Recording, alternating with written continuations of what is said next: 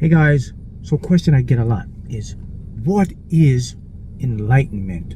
What does it actually mean to be spiritually enlightened? Is it some type of force? What is it? How can I achieve it? And what's the benefit?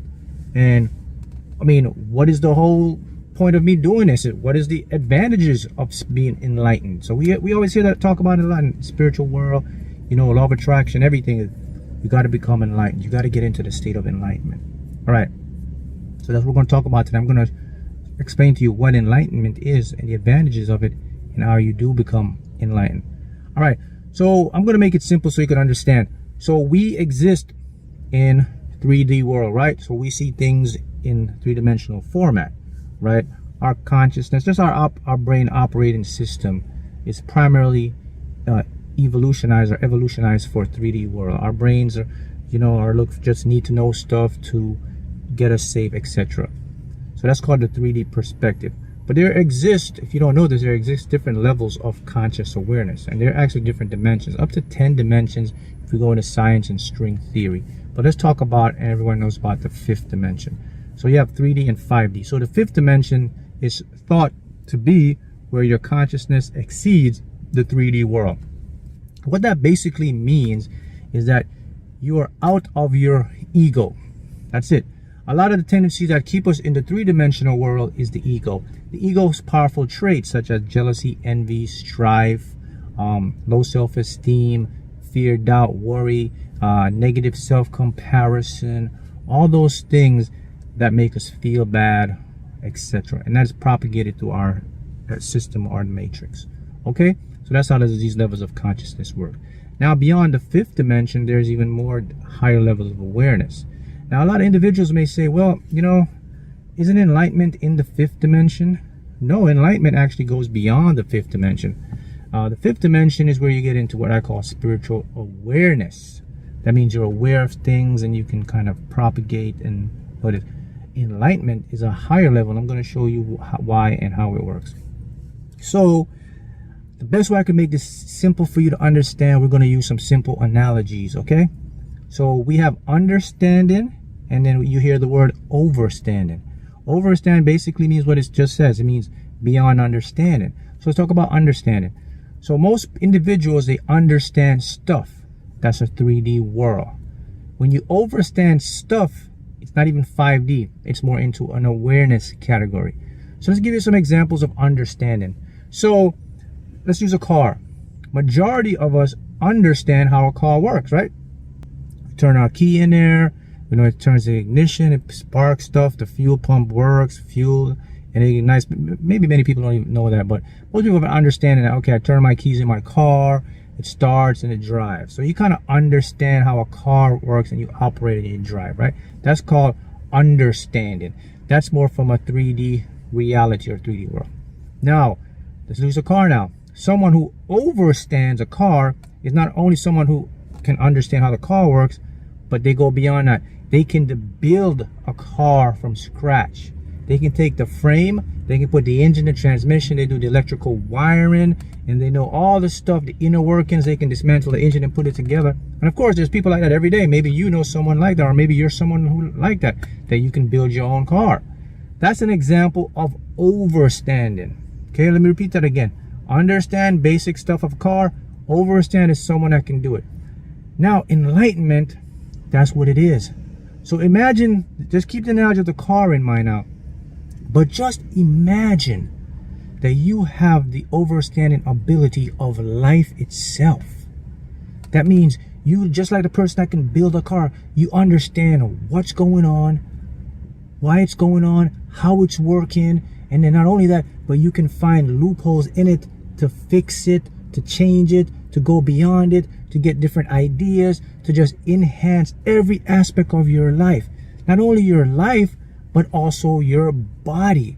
When you're spiritually enlightened, not only you reach a higher level of this consciousness, but your body also reaches a higher level of stasis. Basically, your body now starts to run in perfect vibrational harmony. It means you get less sick, you have more vitality, more energy, your cells heal faster, your overall in a design state that you primarily came here for. That's the power of enlightenment. So if anyone is truly, keyword now, is truly spiritually enlightened, they have those abilities. So what are some traits, Mark, when you know you're spiritually enlightened? Well, just the number one trait when someone is spiritually enlightened, they will of course release their ego.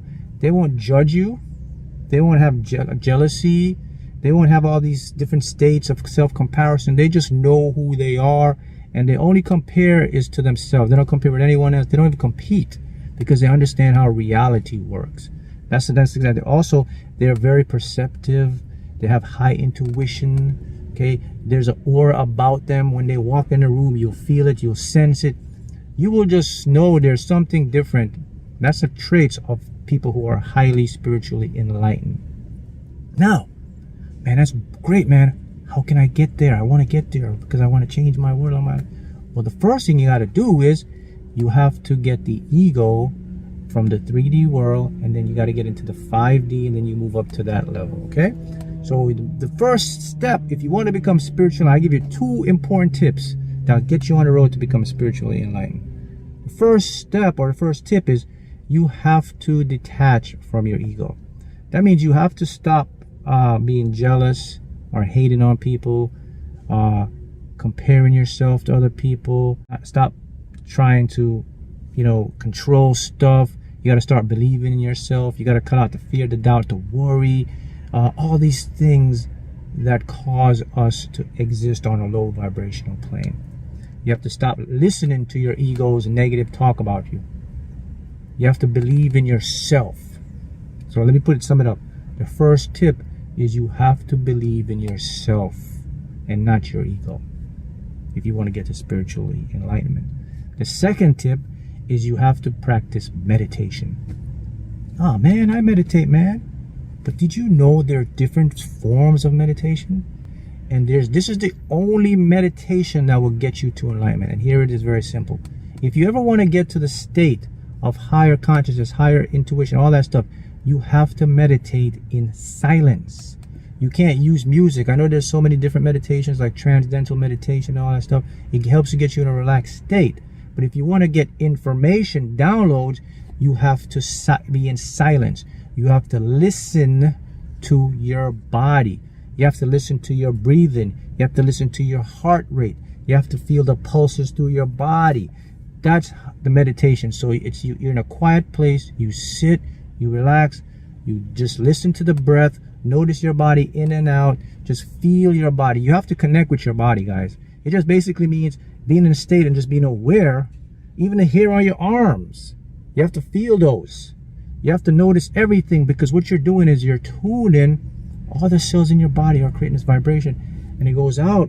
And guess what happens? You're going to get these downloads now. These downloads are an overstanding stuff. They're the knowledge and information that gets you to the higher level.